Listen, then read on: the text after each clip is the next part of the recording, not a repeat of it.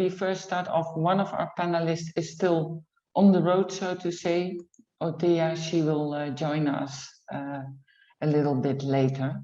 And welcome all to this webinar, which is organized by Oxford Human Resources, together in combination with the Center for Humanitarian Leadership of Deakin University in Melbourne. We're going to talk this session about how education and training can help us transforming the humanitarian system. And I'm going to first of all, my name is Josje. I'm an Associate Director for Asia and the Pacific at Oxford HR. And Oxford HR is an executive search and management consultancy in the for-purpose sector, working across the globe. And as I said, we are exploring today how education and training can transform the humanitarian system.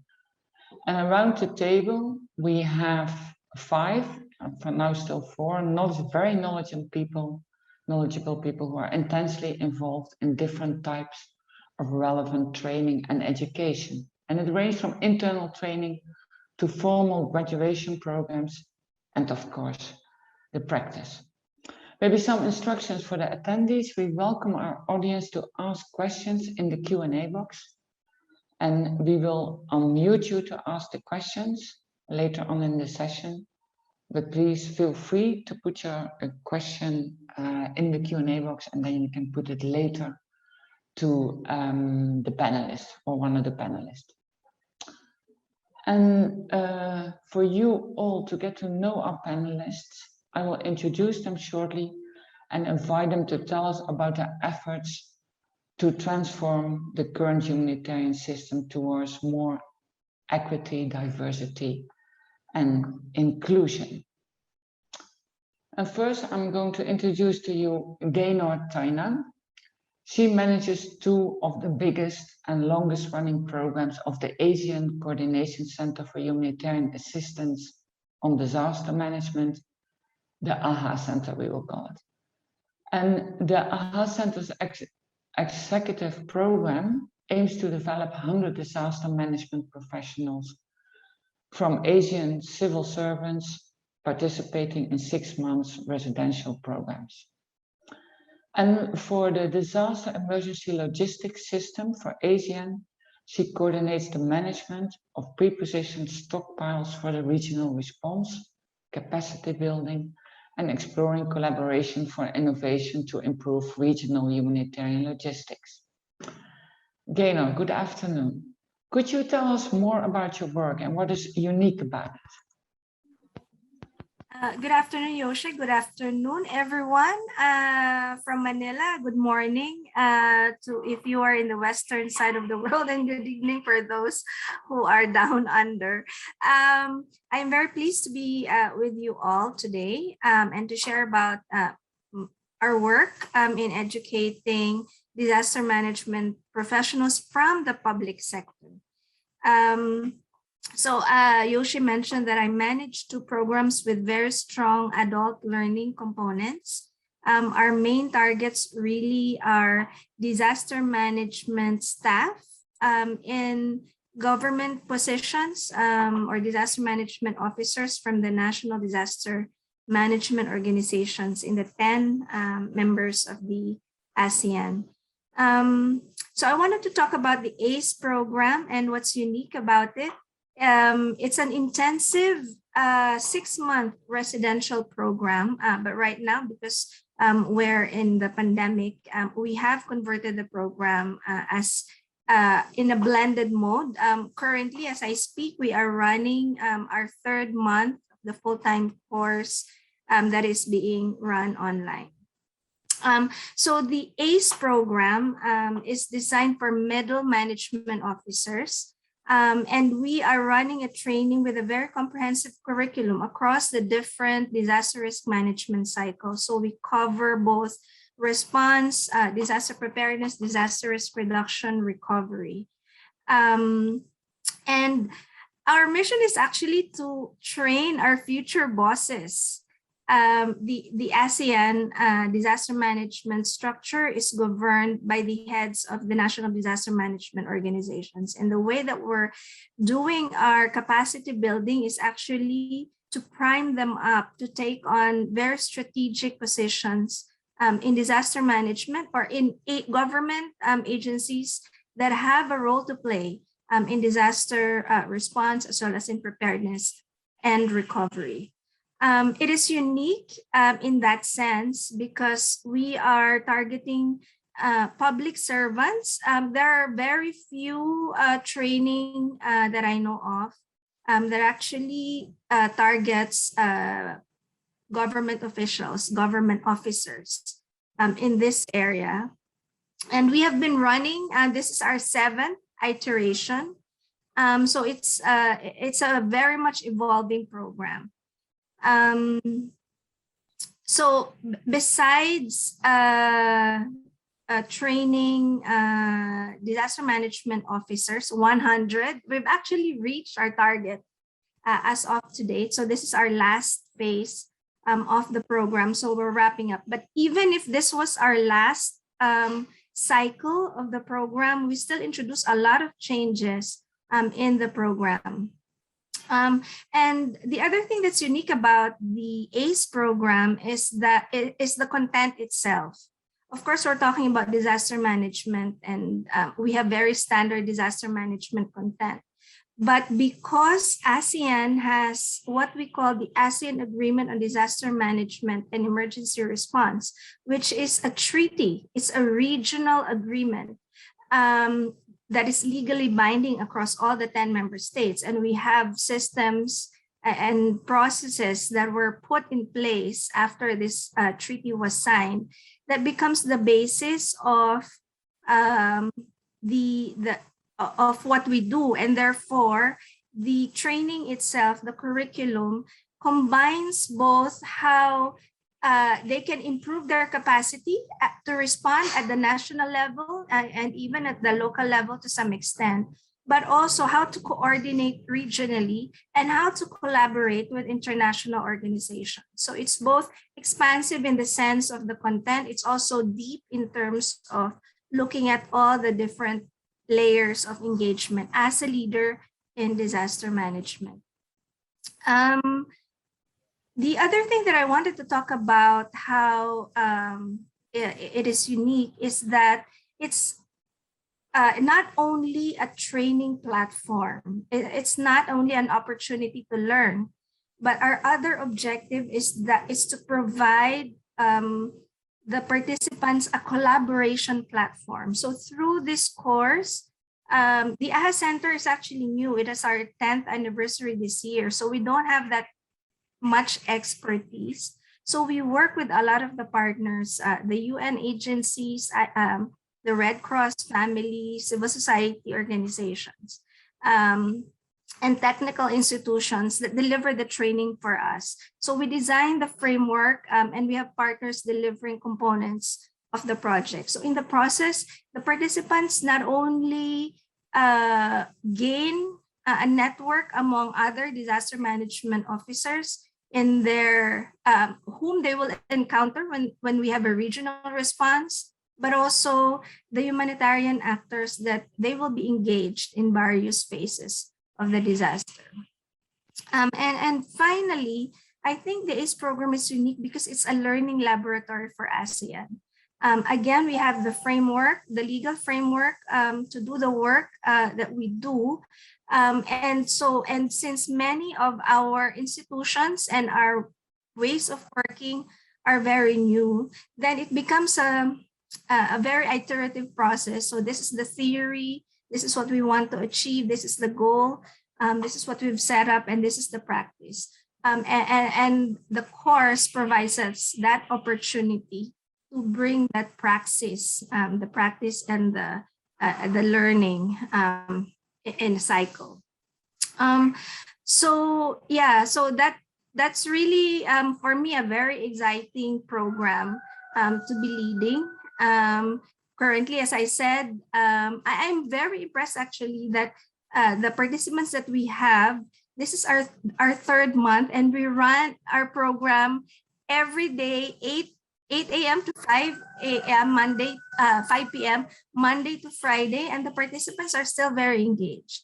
And that means they really appreciate the content. And I'd love to talk about it a lot more later with everyone. So I think that's all I want to say at this stage, just to excite everyone of our work as well. Back to you, Josje.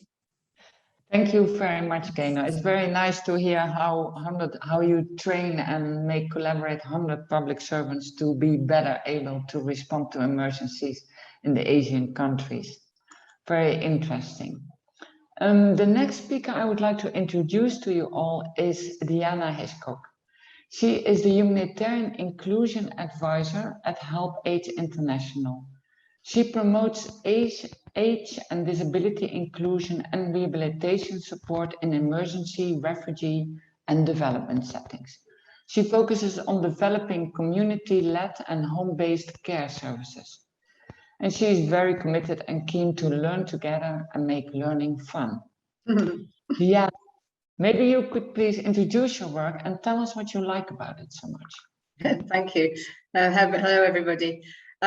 Well, after following on from Gaynor, we have a very modest contribution to the training platform. But I think as HelpAge, we're very engaged in trying to promote the rights of older people and people with disability. And as we're saying, trying to transform the humanitarian system to not leave people behind, which is what happens a lot. So we have always very ambitious to engage with mainstream actors or niche sort of specialist actors to try and better understand the challenges that people have of including older people and people with disabilities into their work. So this is really a two-way learning process, in fact more than that, because it's easy for us as a specialized agency to wave the flag for make sure you don't leave older people out and people with disability out of your training initiatives or your program initiatives. But it's very important that we try and understand the barriers that people are facing. So training is one component of the process of learning how to improve inclusion approaches in our work. So we actually do have 4 values to work with network members and partners to be inclusive. We want to strive to increase impact. We want to reflect and make space for creative learning and share what we've learned from successes and setbacks. And that's really important. The setbacks are the stronger learning to make sure we do the job better as we move ahead. So because we work with older people as our focus and people with disabilities as a focus, it's not really so unique, it's more being a niche. So we have got a very strong voice to raise, to offer older people, to help raise their issues and try and increase their participation in all the work we do. So the focus of our training ambition is not just to train staff, but to reach the participants in the humanitarian crisis, to better engage them, to take on the decisions of the work we're doing. So I would say one of the, and my colleague Deepak will engage with this later as well, we have a tool, the Humanitarian Inclusion Standards, which has become a bit of a flagship for us, yeah? And that was produced out of a project called Age and Disability Capacity Building, which was very strong on obviously training actors in mainstream and specialized NGOs to promote the rights of older people and people with disabilities. And we have 3 pillars. We look at data, we make sure data is disaggregated by age, sex, and disability. We make sure we identify key barriers, mainly attitudes, environment, institutional barriers. And then we make sure that it engages better with the participants in the training to better engage in participatory processes. So those 3 pillars are our flagships for the training. And it sounds very easy, but it's actually really hard to make sure people get that light bulb moment when they go, oh yes, that's not so difficult. And then we can work together to make sure the learning is better embedded into their work. So a lot of training is at country level, practical with program teams, mainly with international NGOs, local NGOs, and cross-fertilizing of skills is very important. And I think one of the main platforms, apart from that, is this Humanitarian Inclusion Standard is part of the SPHERE platform. And SPHERE has got a Humanitarian Standards Partnership, where we have a wonderful opportunity to work with other amazing training tools, like from the market analysis, the child protection, the inclusive education, the livestock, and the camp management. So we can really cross-fertilize again, working with these actors. So as you can see, I'm quite passionate about it. And every day is a learning day, and that's what's so important, to be on this platform with you today. So thank you. That's my main points I wanted to share. Thanks. Thank you so much, Liana. Very interesting to hear how you use your training to really make the whole humanitarian system more inclusive of those who are not so easy to participate. Very interesting. Thank you very much. I move on to Dr. Nazanin Zadeh-Cummings. She is the Associate Director of Research and a lecturer in Humanitarian Studies at the Center for Humanitarian Leadership, Deakin University in Melbourne. She earned her PhD focusing on humanitarian aid in North Korea, and Nazanin holds a Master's in Humanitarian Action and currently teaches in Deakin's Master of Humanitarian Assistance. Deacon, could you inform us about your work and tell us what makes it so special? Wonderful. Thank you, Josje. Before I begin, I want to just notice that I put in the chat that I'm coming to you all from Melbourne, but I'd like to acknowledge that this is a land that is now called Melbourne, so-called Melbourne, but the traditional custodians of the land on which I come to you today are the Wurundjeri people of the Kulin Nation, and I'd like to acknowledge that sovereignty was never ceded. I'd also like to extend my gratitude to the team at Oxford HR, as well as to my colleagues at the Center for Humanitarian Leadership, which is a partnership between Deakin University and Save the Children, for organizing this event. I also like to thank my fellow panelists. And I also want to just really thank those of you out there from around the world joining us today. We're in lockdown in Melbourne. It's a really wonderful way to spend an evening interacting with people in this virtual space. So while we cannot all be in the same room, I appreciate you coming to the same Zoom. So I'll talk a little bit about the course that I teach on, which is the Masters of Humanitarian Assistance. But before I do that, I'll note that the Center for Humanitarian Leadership, we have many different courses, including what is known as our kind of flagship course, which is our Graduate Certificate of Humanitarian Leadership. I believe Gaynor is actually a graduate, but I'll be focusing more on our master's program. So the master's program, Masters of Humanitarian Assistance, got to have an acronym. It's the humanitarian world, so we often call it the MHA. And as the title suggests, it's a postgraduate level program that looks at the humanitarian endeavor.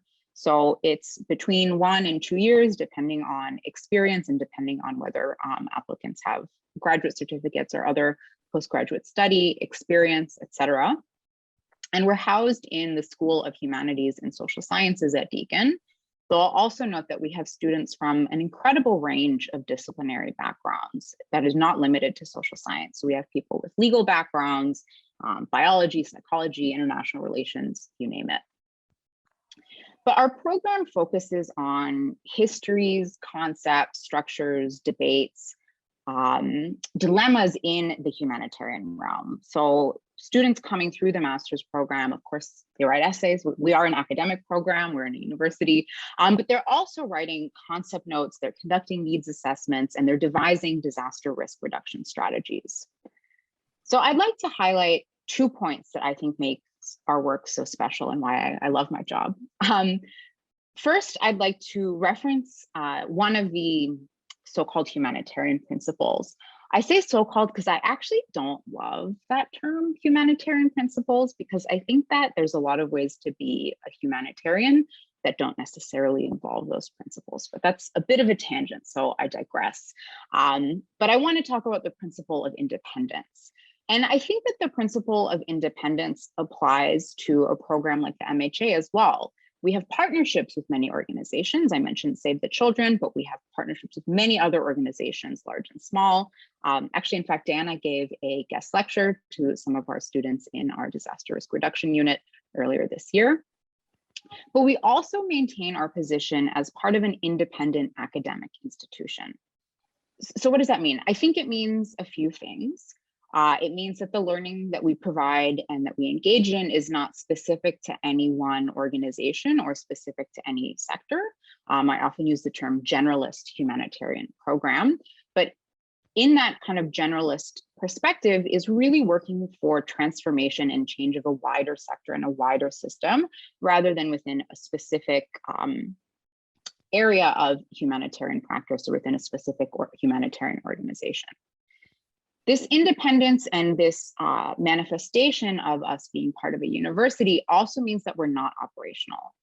And I say this because I think it's a really important thing to have space to try and to fail.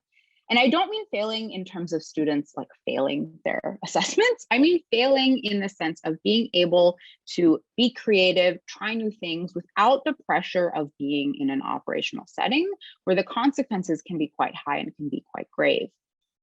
So I think it's really important to have these spaces where people can come, learn, reflect, and try new things in a safe environment. And this relates to the second point that I wanted to make that I think is really special about our work, which is the critical perspective that we bring. So we're, as I said, independent and non-operational, but we're also part of an academic and scholarly tradition of questioning and inquiry. And I think the MHA does a really lovely job of not just being a vehicle of information, but really going beyond that to try to get students to dig deep, to engage in big questions. And sometimes these questions can be uncomfortable. We get students that are looking to start their career, so they may do the master's program as a way to come into the humanitarian sector. And some of these conversations and debates can help them question some of their assumptions or uncover ideas that they may not have known about the humanitarian world. But then we also have students with many, many years of experience that have humanitarian careers. And I think the critical thinking and reflection aspect can give them an opportunity to unpack the things that they have seen and done. This critical reflection also comes through in what I'll call the teaching and development nexus, where lecturers like myself are not only teaching, but also actively engaged in research that questions and expands our knowledge and understanding of what humanitarian aid is, and also what it could be. I'll leave it at that and looking forward to the rest of the panel. Okay, thank you very much, Nazanin. Very good to hear how the MHA program provides a safe space to try and fail for people to be creative, and how you teach people to critically approach every situation they meet in the humanitarian world. That's very important. Meanwhile, Ottilia has joined us. Hi, Ottilia. Welcome. And thank you. Good morning, and apologies to everyone. No issue. Thank you very much for joining us. And while you are here, I take the opportunity to introduce you next. Ottilia Dube is a senior humanitarian resource manager and consultant in a non-profit and private sectors. She worked with many global teams on any HR aspect one could imagine. She works currently as a senior search consultant with Oxford HR. And Ottilia, could you please introduce your work and tell us about what you see in your work with INGOs and civil society organizations? What type of training are they looking for? Thank you very much. At Oxford HR, we do search for executives and senior managers. And at the same time, we help organizations with all sorts of HR aspects, including organizational effectiveness. And lately, we've also started doing work on supporting organizations to work on their branding and communication strategies and their websites. In my typical day, I work with small and big organizations in searching for senior executives. And what has become interesting is that organizations have stopped looking for people that are just leaders. They are looking for total beings. And what it means is that the people need to have the technical skills. And so we find that the education and training facilities and providers need to look at this total being, giving them the specific technical skills for specific work areas. And you also discover that they are also looking into areas that then include areas of the person as a leader. So that's your leadership skills. And in this particular era, it has become very important for organizations to think about people more than the organization. So it's thinking about its people, and it's thinking about the communities that they serve. And so you then discover that you need leadership that has the humanitarian aspect into their own ways of working. And so when they work, they need to think about the people and what it means.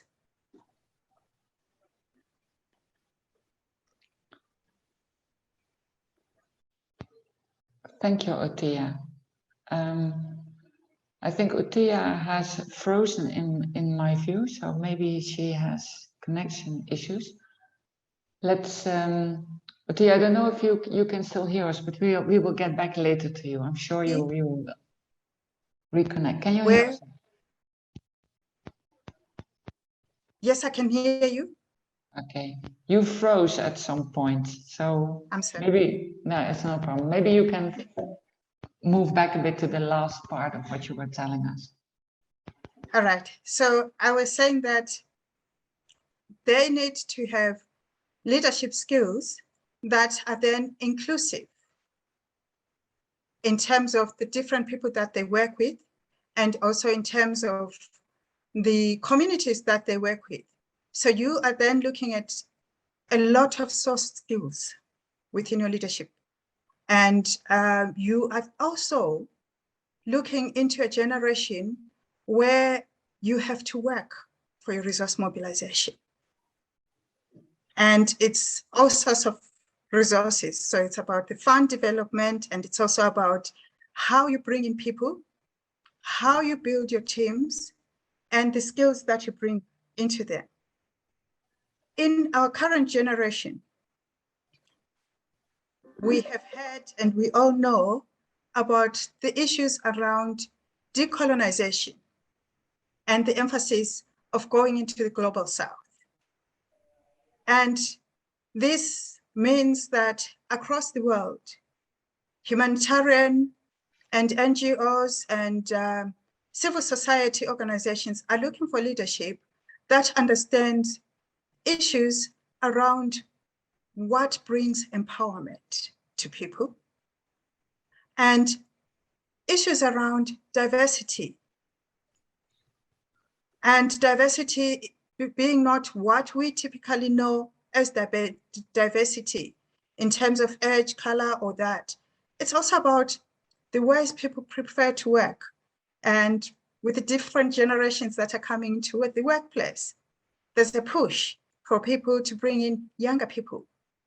And so where the skills and training used to be incremental, you then find that younger people have a demand on them coming into organizations as leaders to be multi-skilled and be able to pull through things and navigate.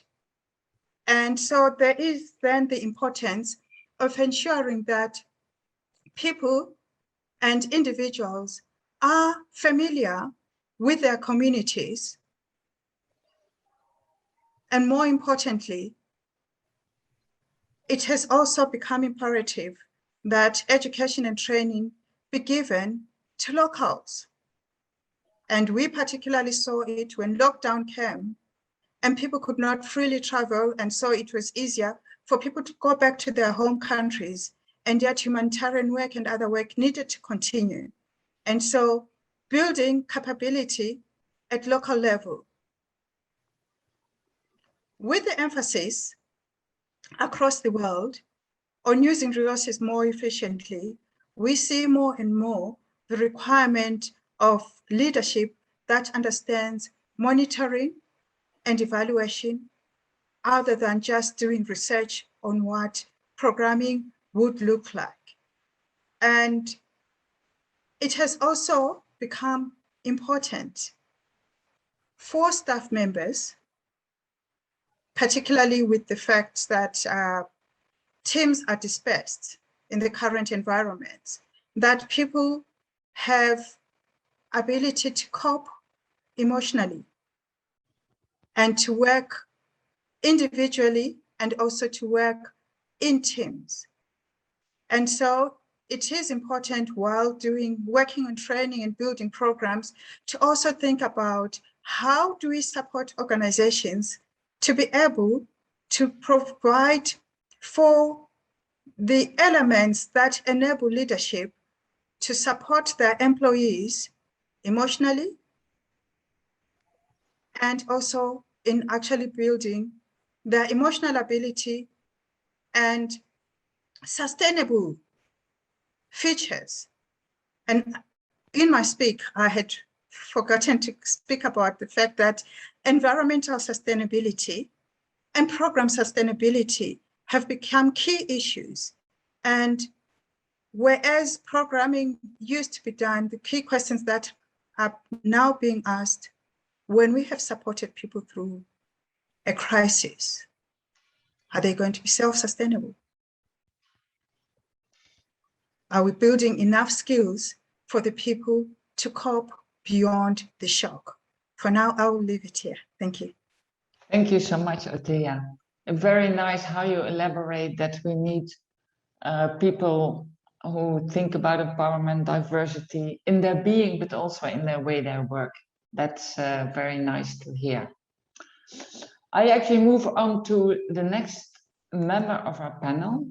Last but not least, I want to introduce Deepak Malik, who is currently providing management consultancy support to different organizations, including Helpbijt International, where he worked for over 10 years. Deepak passionately ensures that all work he does is age inclusive. Deepak, could you tell us about your work and what you like about it, what makes it unique? Thank you. Hello, everyone. I am a humanitarian and risk reduction professional, and I'm co-founder of a consulting firm called Inclusive Development Initiatives, where the focus is on vulnerability reduction through inclusion. And I can say that the larger part of my career has been with Helpbijt. So I'll speak for age inclusion and disability inclusion always. And that has been what I have been engaged in since the beginning of my career almost. And when it comes to learnings, when it comes to capacity building, influencing, I would say that I mean we as Helpbijt and myself as Deepak, we work directly with people. We work directly with vulnerable groups, especially older people and people with disabilities, because I think if people know about their right, if their capacities are used, if they are motivated, I think then it is much easier for them to secure their own rights. Secondly, it is also about teaching and working with INGOs by supporting them in making their programs inclusive.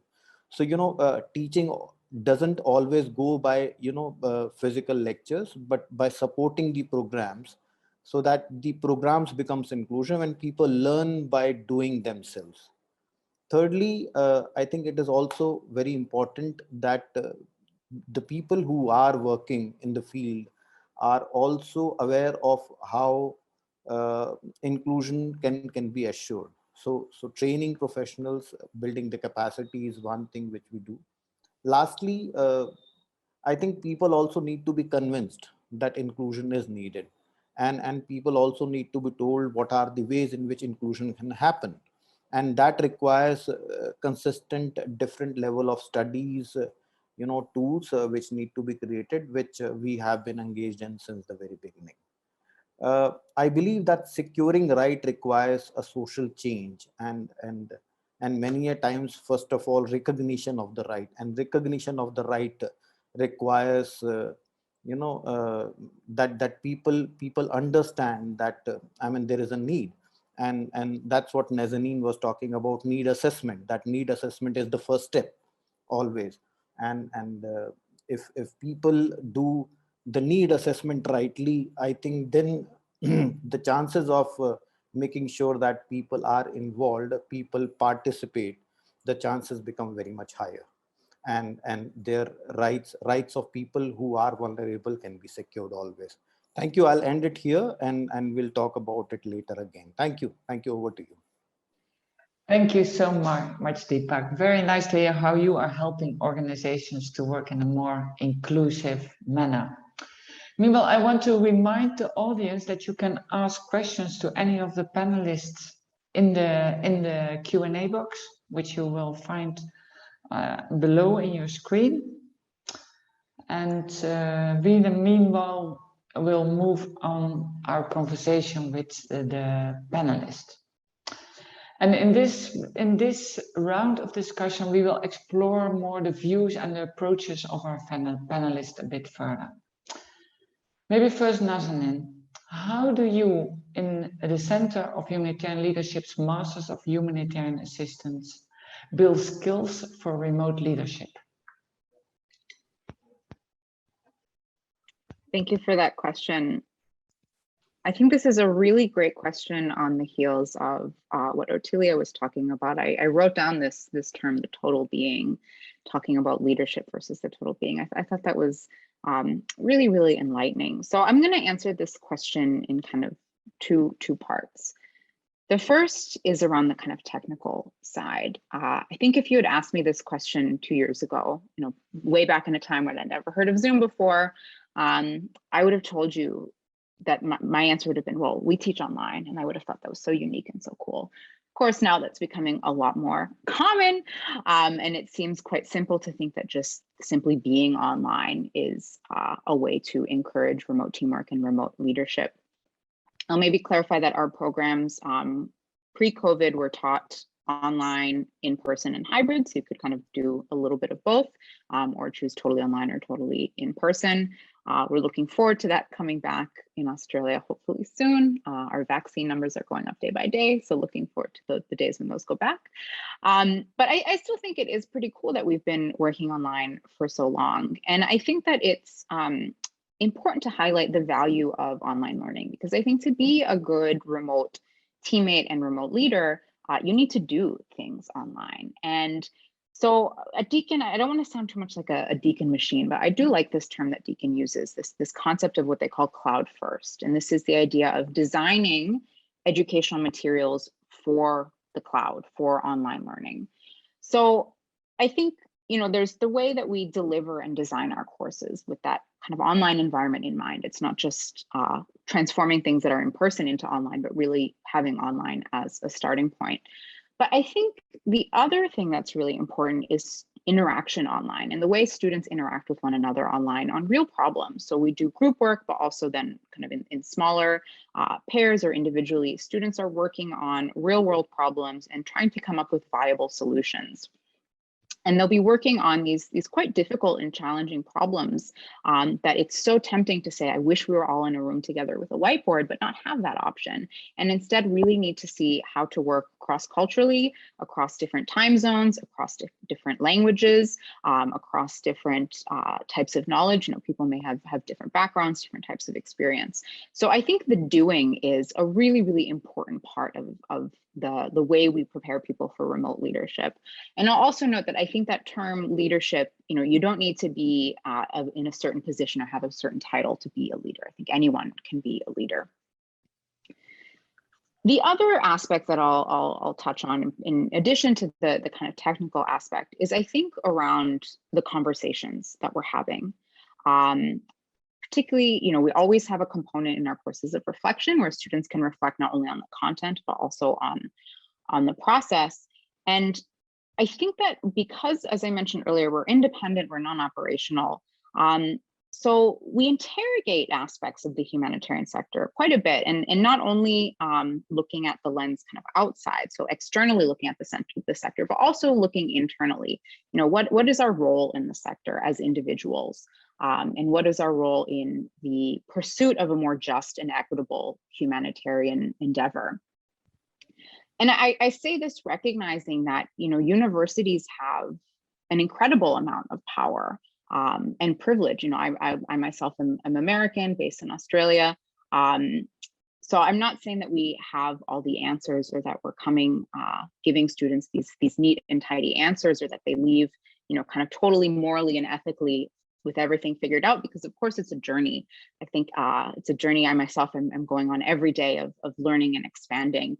And so I think that though giving students the space to reflect critically both on the system and on themselves and their role is really, really important in developing leadership, for them to understand, well, how can I best serve this sector and this pursuit? And how can I do so in a way that is just and equitable and doesn't perpetuate power imbalances? I could have so much more to say on that, but I'll leave it at that and welcome any questions about any of these things that I've raised as well. Thank you so much, Nazanin.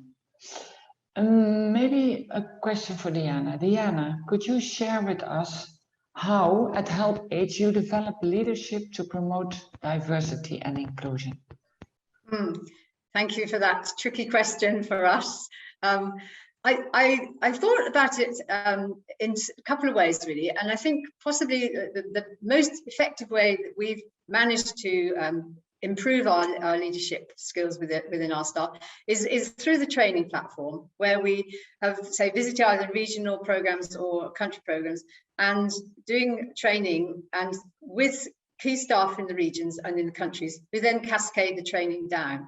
And then the ownership, as Nazanin is saying, the power sharing has changed. So you've got different people better engaged with directly responsible for flagging and pushing inclusion into the program activities and embedding it there.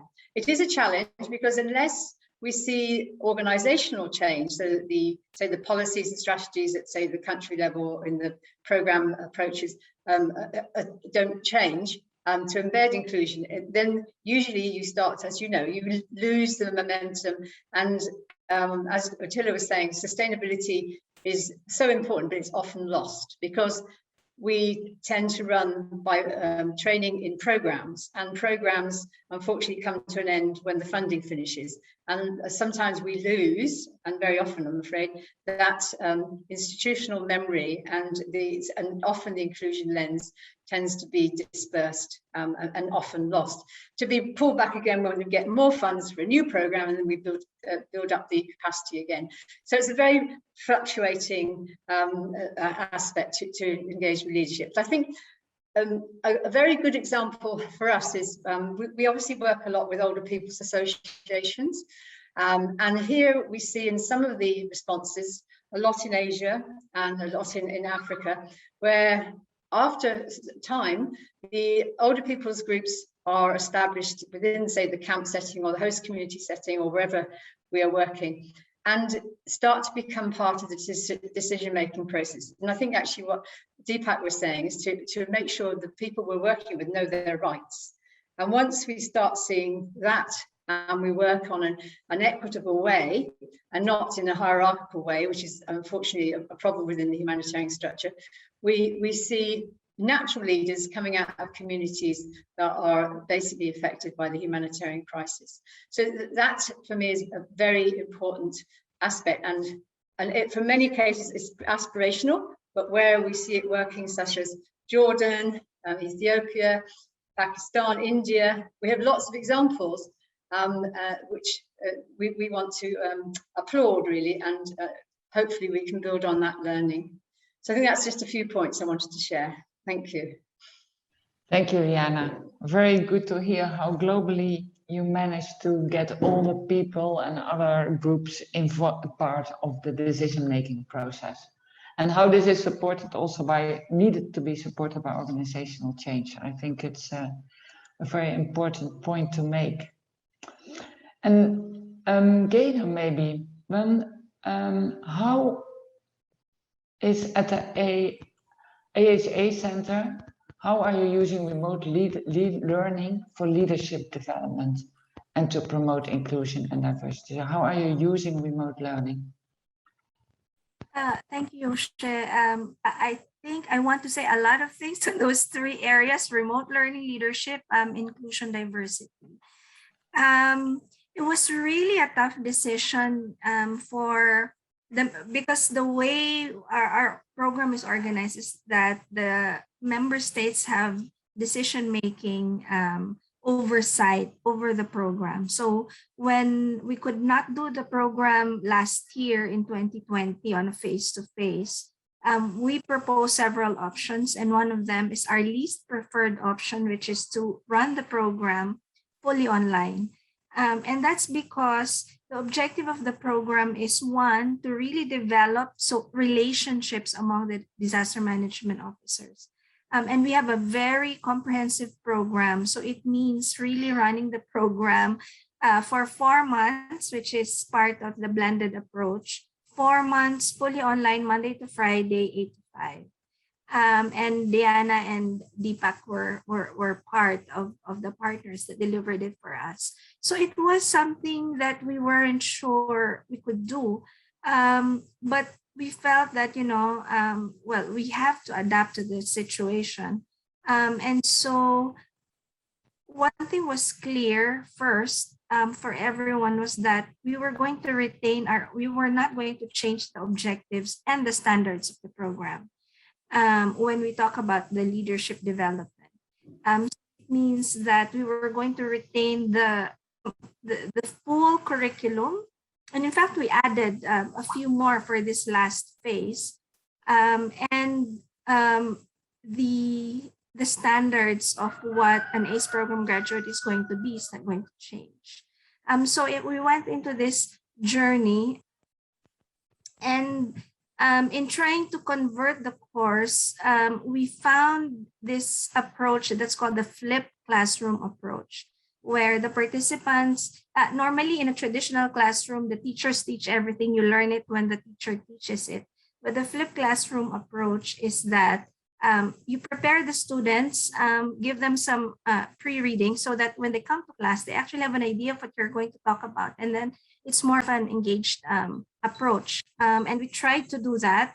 But that means within the 5 days that the students are fully online, we also have to allocate time so that they could do the advanced studies for a week.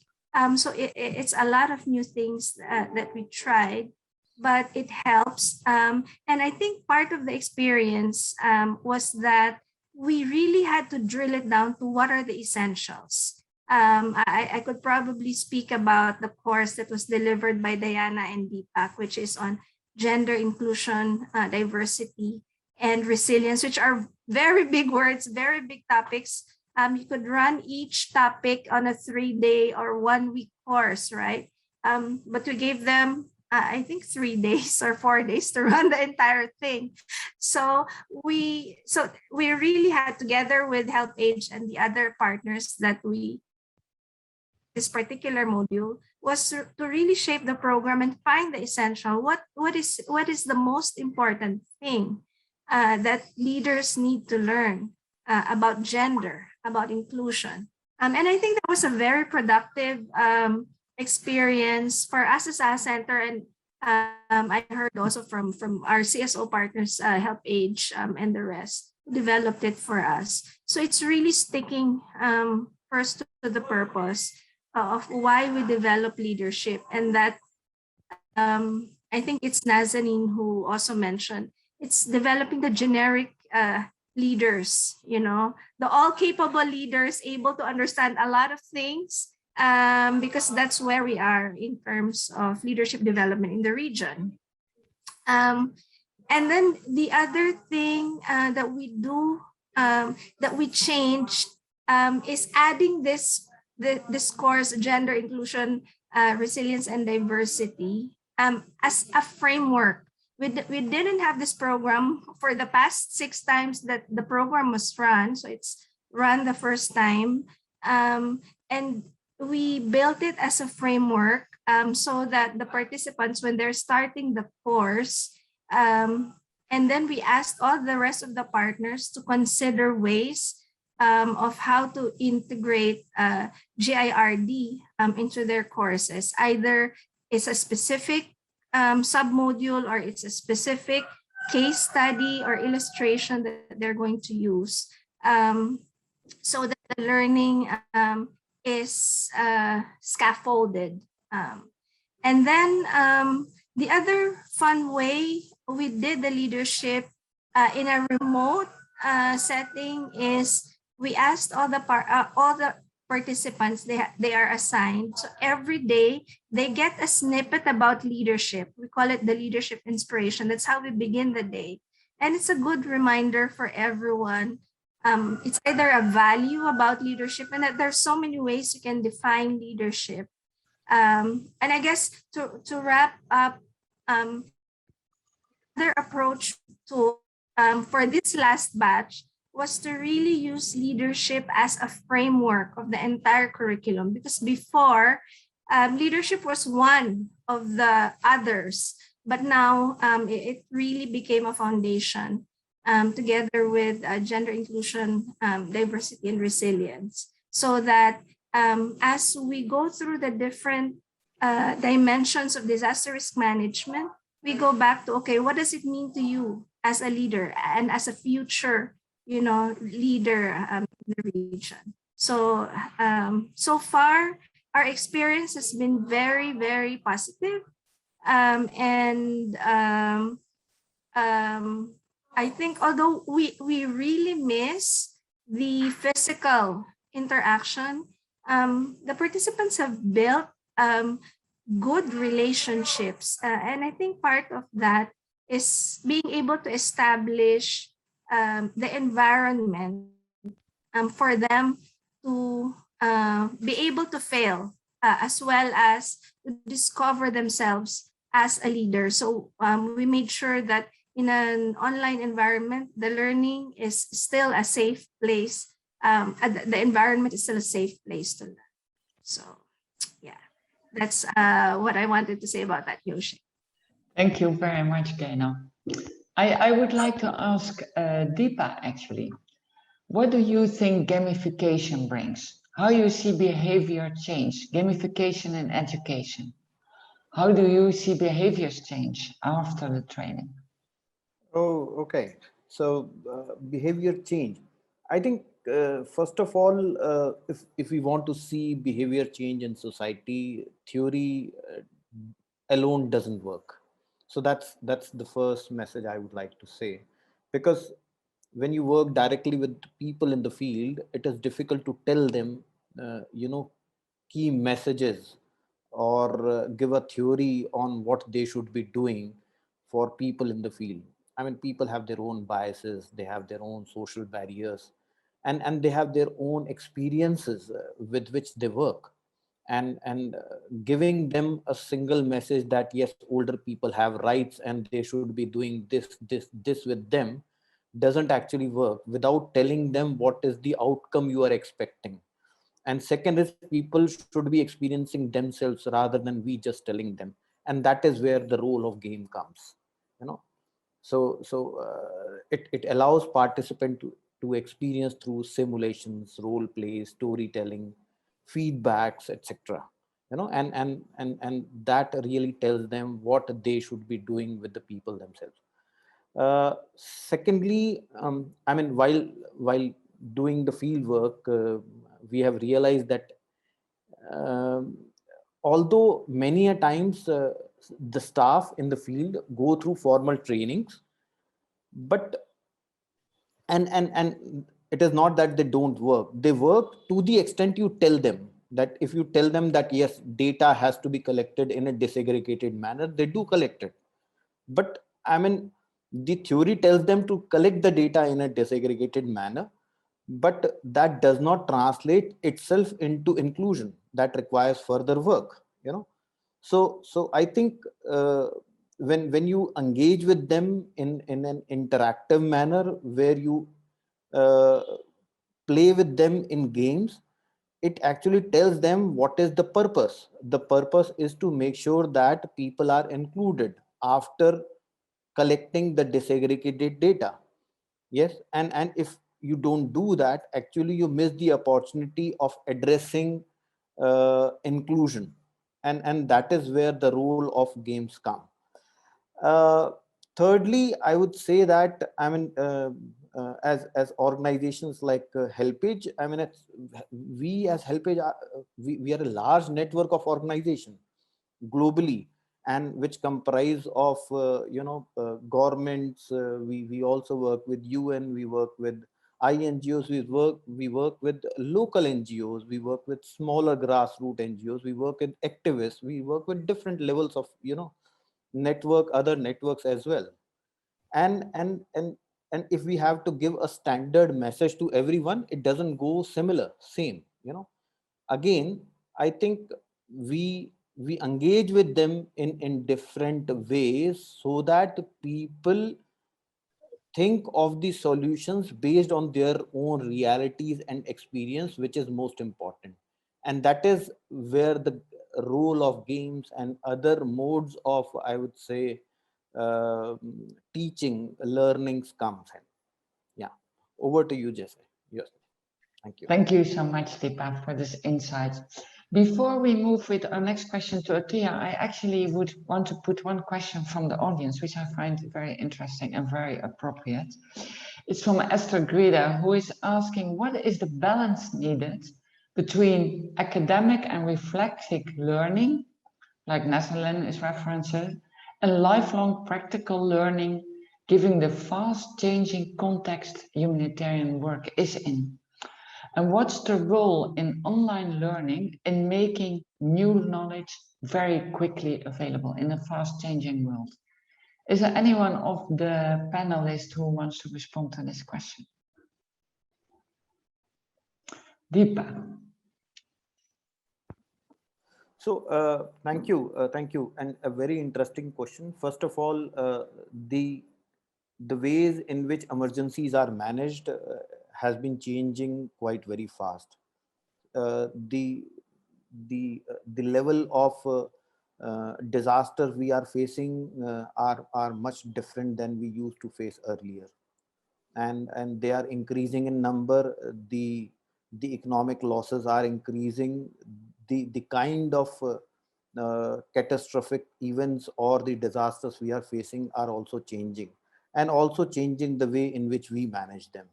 So definitely, I think as humanitarians, learning throughout working is one requirement which is now very important.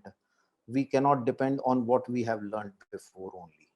Yes, that is useful, but new learning is very much important every time. So engaging in learning is very important. Second, balance of theory and practical, I think it all depends on whom you are engaging with. Are you engaging directly with the people in the field?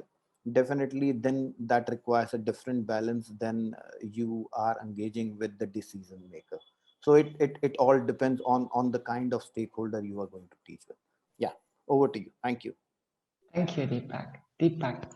Ottilia, how do you have seen COVID impacting education and well-being of employees in your work?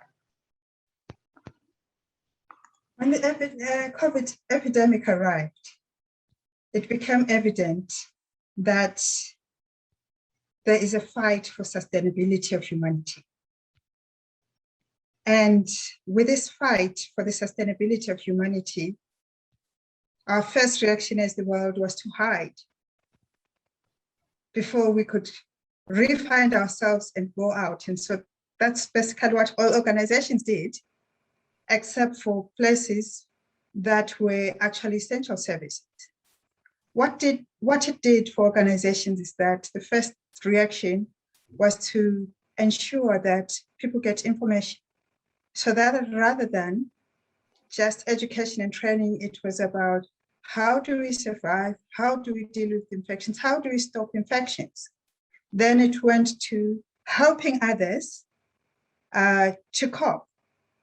And we have seen, as the epidemic has progressed, that there has been continuous change.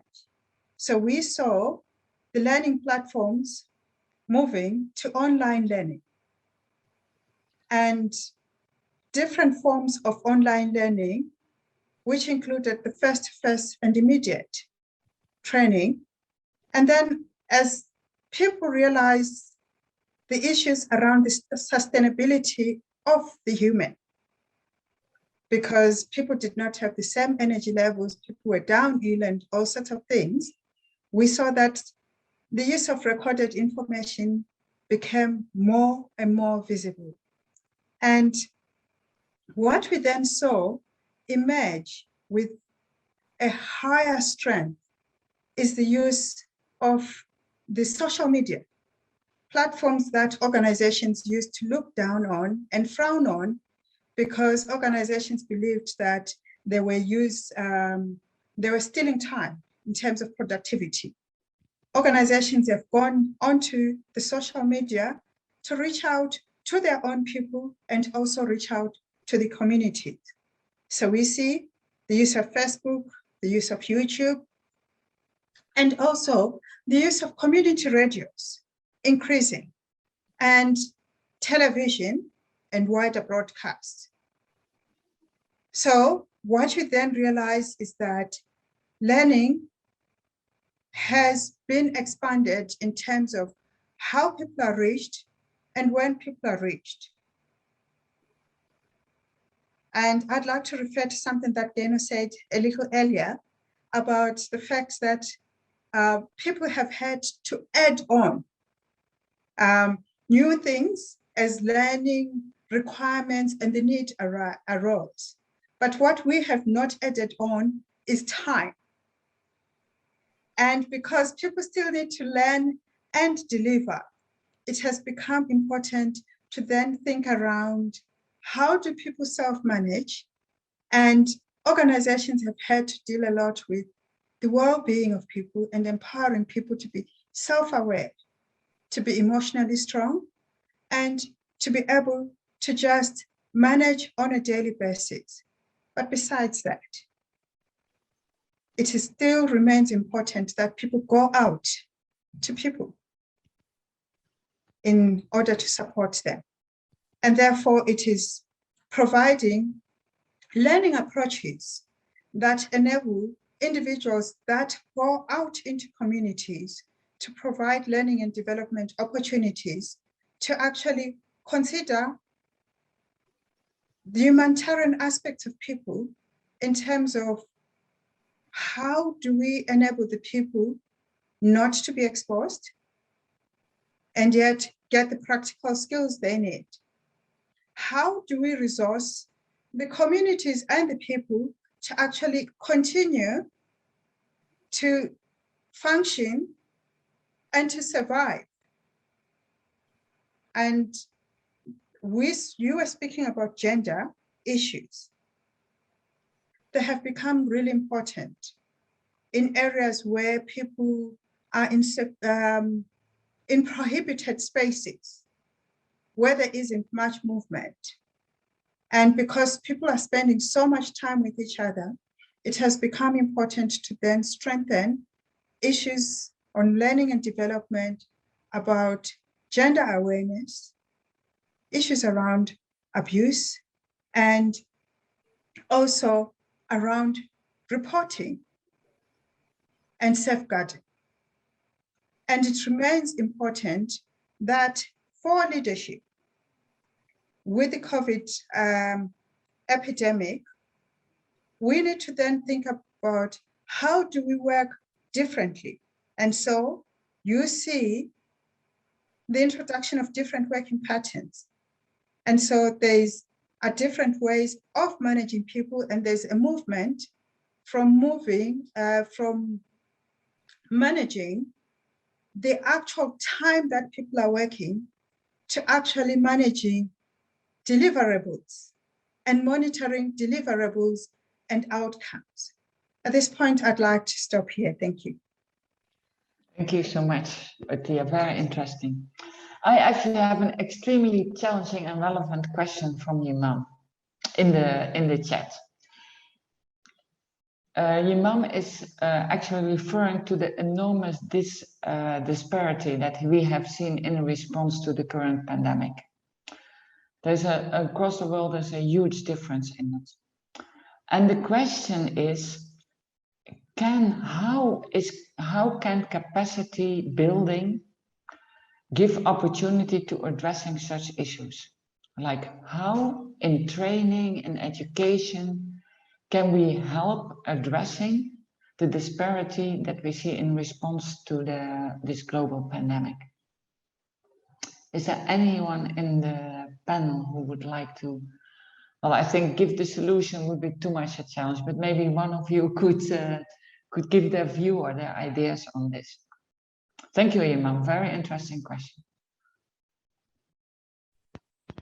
Hi, thank you, Ima. Josje, if I may respond to the question. When I read it, I really thought hard because if the issue is service delivery, I believe capacity building may be a late response. If the issue is service delivery, then you need to call for increased service delivery. But in response to the question, how can capacity building respond to this? There are many ways. I mean, Ottilia has already mentioned, it's really changing the mindsets of people of how things will need to work and how things will need to be provided. We will need to adjust the way in we deliver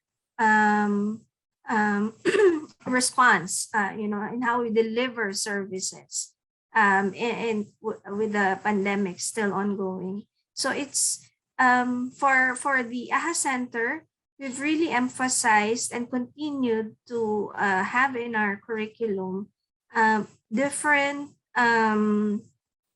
courses like systems thinking, design thinking, because it helps people find new ways of trying out and searching for solutions to sticky problems, because that's what they are.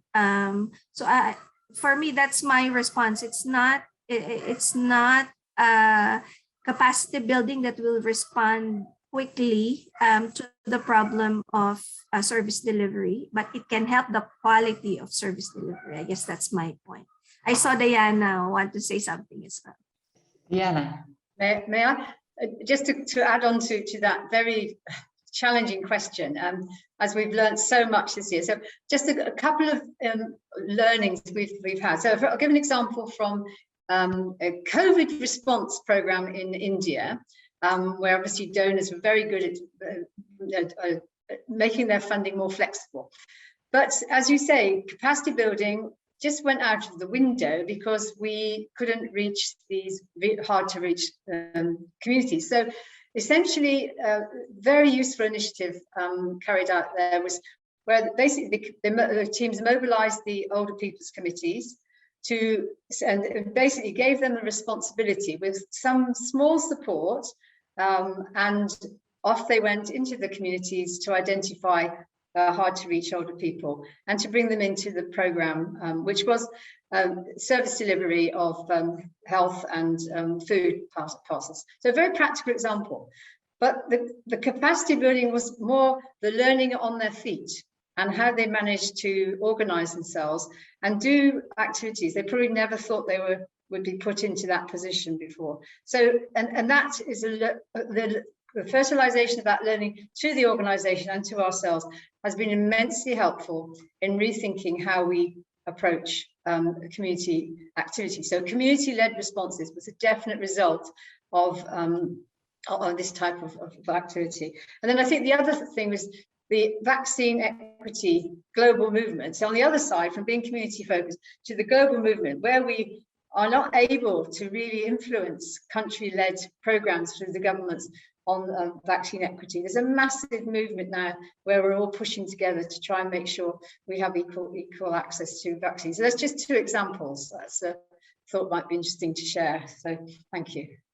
Very nice, Diana. Very good to see how capacity building earlier on has brought advantages in the crisis approach. Okay. Anyone else of the panel wants to respond to this question?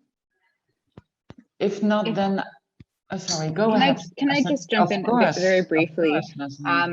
I think this is a really, really great and complex question, and I'll maybe build off of some of the things that Gaynor was saying around systems thinking.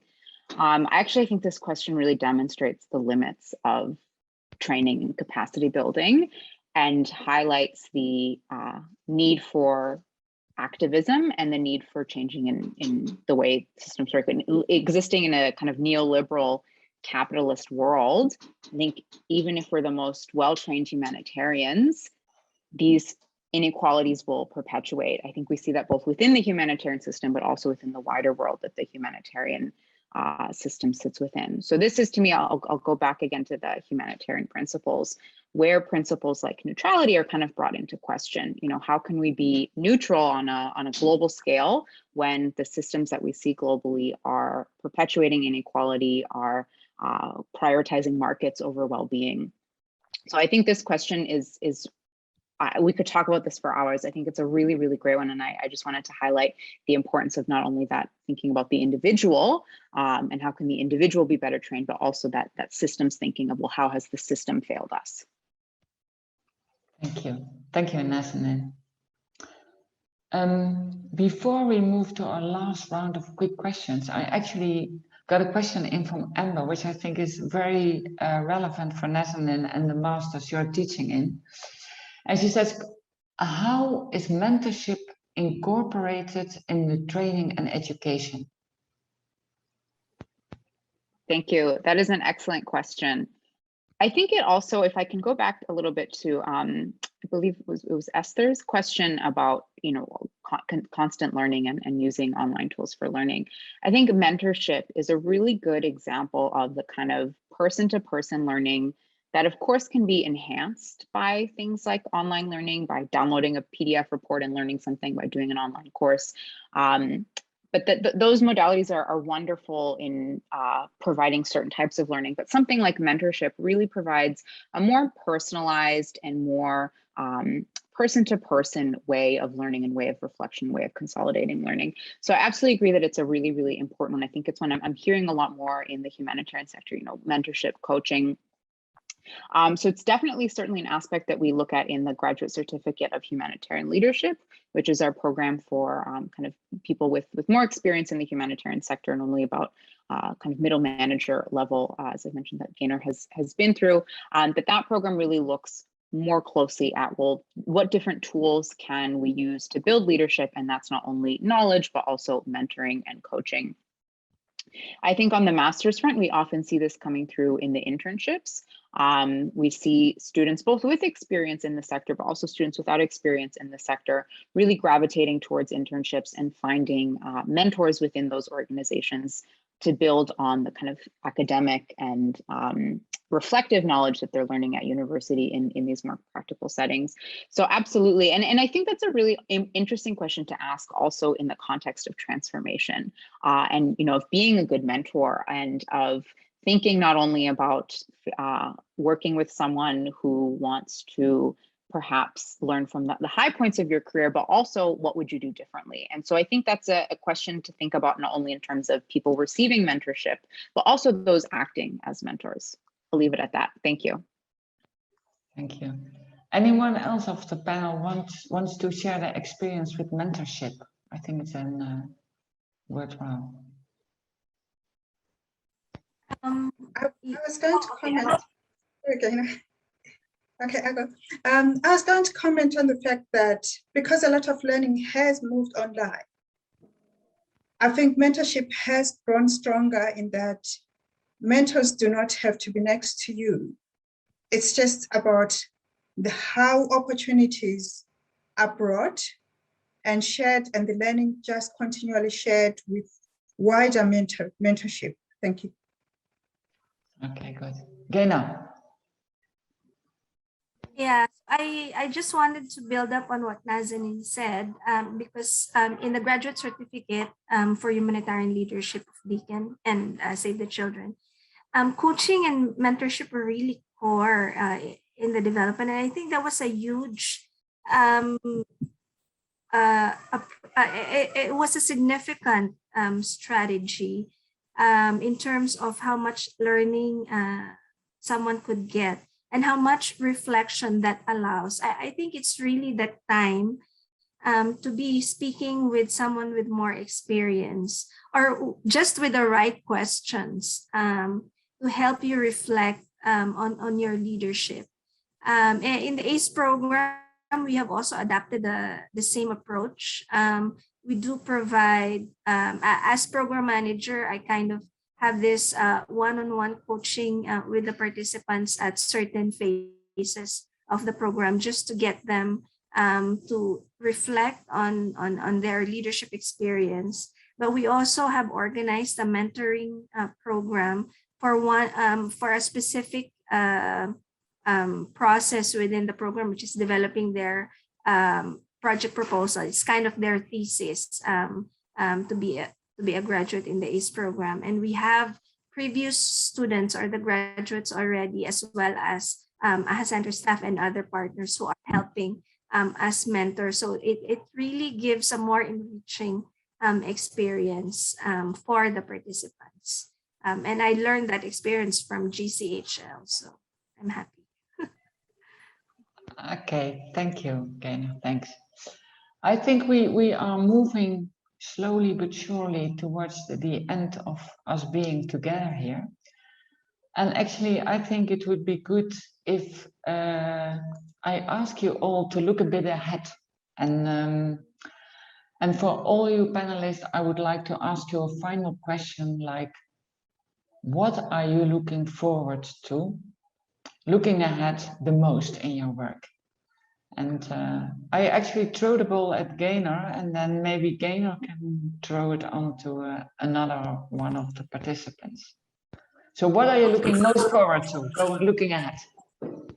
Yeah, so this is the last phase, the last cycle, and we've started to rethink. And the next program that's coming up, so the ACE program is now for middle managers. So the next program, we're looking at both middle manager and senior management, because those are different skill sets that we can offer. With senior management, it's really more strategic thinking and out of the box. Whereas for middle management, it's really the technical disaster management issues. And we've actually brought in futures thinking, meaning how can leaders anticipate and respond in an uncertain, in a VUCA world. So that's the way we've framed the new program. So it's a very exciting next phase for us. And I'd like to hand over the stage to Diana. Oh dear. All right. Well, for me, a very good question. First of all, bring back face-to-face training. This has been, for me, I'm a practitioner. I like being out in the communities, etc. So that would be what I would aspire to. But I know it's got to be a balance, and we have got lots of things to work out. And the other thing is the initiative actually from the ACE project of having the gender inclusion, diversity and resilience as a package.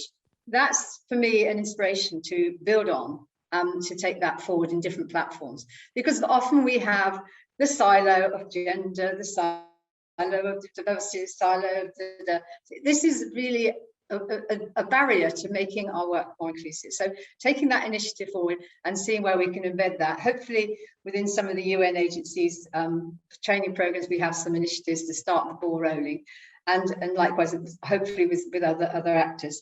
And I think the other thing is now there's a lot more interest in talking about intersectionality in the humanitarian platform, which is a newer discussion, inspired a lot by the disability movement, and the gender movement starting to work more closely. So you sort of make sure we can embed other things such as aging into that platform, to ensure we leave no one behind. So those are some of the things that continue to motivate me to keep engaging. So thank you. I have to pass the ball to Ottilia. Over to you. All right. So for me, sitting on the other side, I actually think that the opportunity that there is for more open training so that more and more people can actually access learning opportunities. And most importantly, what I've loved about the current generation is we've reduced our imprint on the amount of paper we used. And so if we could go completely to paperless, would save a lot of trees in the environment. And I am going to pass it on to Deepak. Thank you. So for me, I would like to see UN Charter on Aging. You know, although I mean we have been talking about learning, we are talking about influencing, but without enforcement, you know, many a times people still pass by, not assuring inclusion. So I think with the learning, if there is enforcement from there is somebody which can invest also in learning and which can also assure that inclusion happens and diversities are recognized, I think that is going to be the best thing for in coming future. Yeah, thank you. And over to Nazanin. Thank you. I'll maybe answer very literally. I have a colleague, Dr. Daniel McAvoy, who's doing research that I find so interesting and so exciting. He's doing research on humanitarianism here in Australia in the domestic space. I've been in Australia since 2018 and have seen bushfires on quite a large scale right before COVID in late 2019 and 2020. We thought what next could happen, and then the pandemic hit. We've seen incredible gross inequality in Australia around some of the pandemic response. And so he's really looking at some of these questions of how humanitarianism happens here in our domestic space. And being Australian, he's called it humanitarianism at home. And this kind of research to me is really exciting because I think it informs our teaching. We're not a Masters of International Humanitarian Assistance. We don't have that title because we think humanitarianism happens everywhere. It's not something that happens only in other places. And we don't know where all of our students are from. We can't make assumptions. So we have that kind of broad title. And so I'm really excited to see how his findings of that research can be incorporated into our teaching and incorporated into the kind of spheres in which we teach. And very concretely, he's having an event on the 4th of November that we can send more information out about on this question of humanitarianism at home here in Australia. So I'm really excited to see how this consideration of our domestic space can further inform our teaching. Thank you, Nazanin. And we will make sure that the link to the event is shared also after this event. And actually, before I'm going for closure, I actually would like to still put forward to the panel a question by Adriana, which I think is really very relevant. She is referring to the fact that the panel has highlighted all the opportunities and benefits of online humanitarian education, training, academic education, but there's also challenges and downsides. Diana already touched a bit on that. For instance, around access online and financial and to humanitarian education. And certain practical empirical trainings and experience can never be replaced by online training. How can we address those issues? Anyone of the panel? Very good question, Adriana.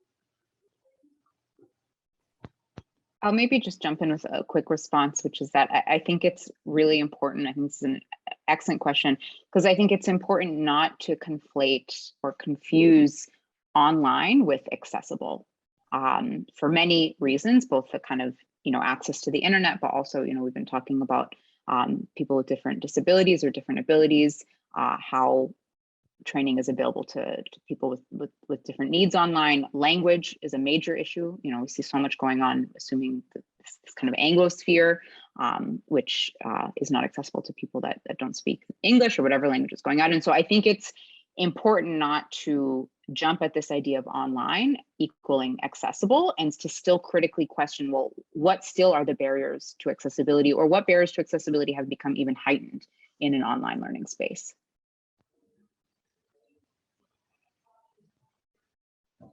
Thank you, Nazanin. Anyone of the others? Yeah. I think, go ahead, Diana. Sorry.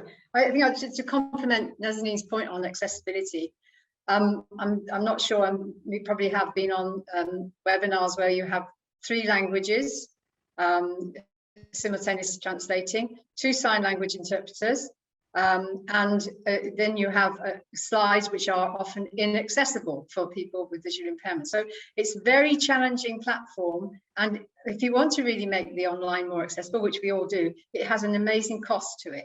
So we've got so many challenges to try and take that next step forward to have that inclusivity, to take your point.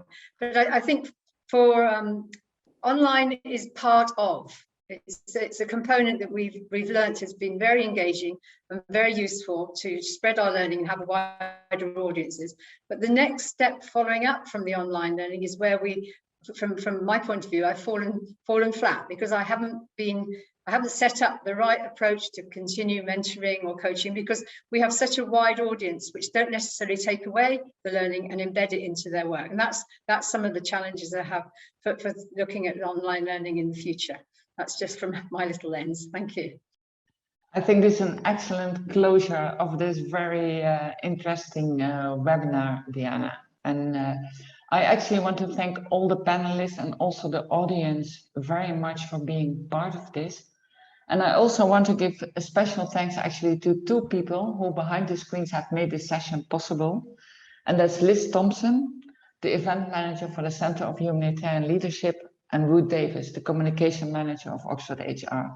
Without these people, we would not be here and we would not have been able. So applause for all of them. For them, thank you very much. I also want to say that after this, every participant or people who have registered and after all could not participate, we will make the recording available of this session available to you all, and also including links to interesting resources that the panelists will share with us. One, for example, being the session where Nazanin already referred to on humanitarianism in the home society in Australia, and other resources. And we thank you all very much. And I wish you a very nice continuation of your morning, afternoon, evening. Thank you.